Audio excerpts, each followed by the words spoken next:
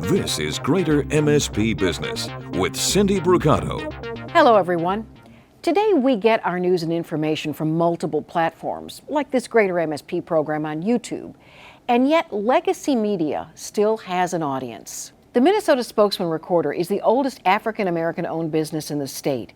Established in 1934 by Cecil E. Newman, the Spokesman-Recorder is a family-run newspaper company committed to meeting the news and information needs of African Americans. Cecil Newman's granddaughter, Tracy Williams-Dillard, is joining us here today. You are the CEO and publisher of the Spokesman-Recorder. How has the Spokesman-Recorder met the challenges of new media? Well, we are evolving into our new media website, and we're maintaining, staying relevant with our social media and really promoting our social media campaigns that we're doing. And that's keeping us very, very relevant to what the other news medias are doing as well.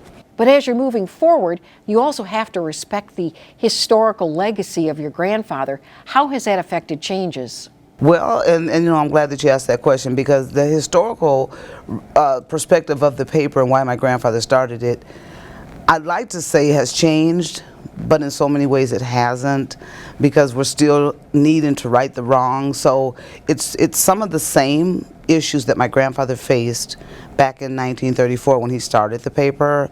So the relevancy is just that there's the same things going on that are going on in Baltimore, the same things that are going on around the world.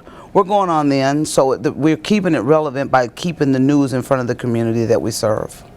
You address the community in many ways, including programs that you present, like the Sister Spokesman. What's that? It's a monthly event that we put on, and we actually began that program because we realized that there was like corporations that were bringing African American women to the state of Minnesota, and there was a retention issue that was going on.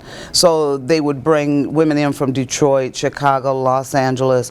They'd come here to Minnesota, they'd house them in Eden Prairie, Woodbury, different communities, and they'd work maybe downtown St. Paul in a community workplace that had no one that looked like them.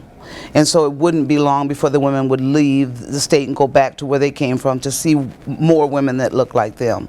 So we created Sister Spokesman to say, okay, we're going to create an event that women can come that are new in town or existing and network with one another in a unique environment, different than what they may do on their job or other networking events that may be a little bit drier. We try to put some fun into it, but also an educational piece and helping with entrepreneurship and a lot of other areas that Sister Spokesman really garners. And so it's a wonderful monthly event we put on. Now, the events that you present, for example, like the fashion show, is that part of the outreach as well? It certainly is, and it's actually coming up. It's going to be this the Saturday, the 6th of June, excuse me.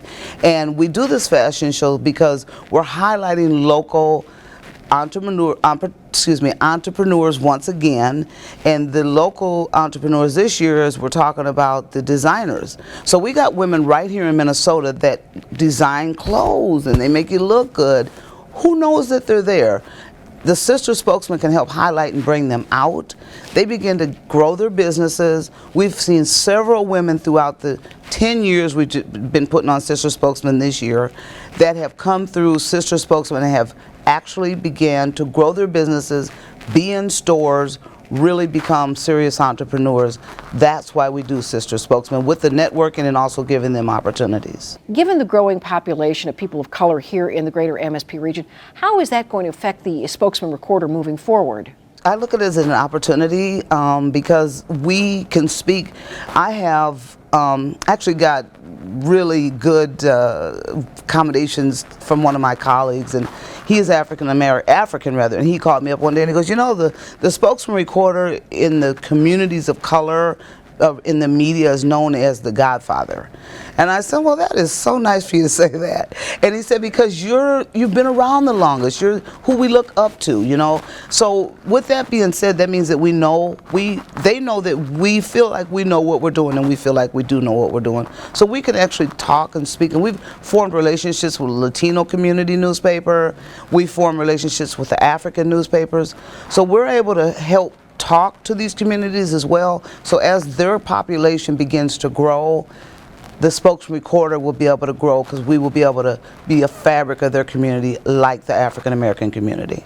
And you've got a significant anniversary coming up this year. How are you celebrating? In fact, what is this anniversary all about? Well, our anniversary is the paper, so this is an exciting year. It's our 80-20-10 year. So our paper is celebrating 80 years of continuous publishing this year.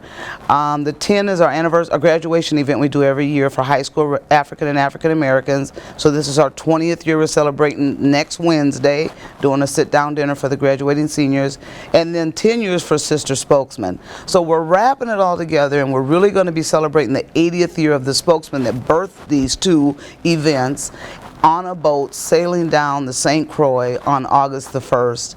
And we're inviting everyone to join us and helping us to celebrate. And thank you, Tracy Williams-Dillard from the Spokesman-Recorder. For Greater MSP Business, I'm Cindy Brucato.